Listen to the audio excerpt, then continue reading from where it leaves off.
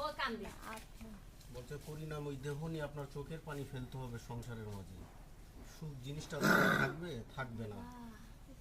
ওরে জিগান আমি কি করলে ভালো হবে, কি করলে ভালো হবে শোনা কি করলে ভালো হবে? উনি ভালো কবিরাজ দেখাবে, কত কোনো বেদে উজা দেখাবে, এরা মর্ত টাকা পয়সা দান করবে, এই গ্রামের কিছু এতিম পোলাপান খাওয়াই দেবে।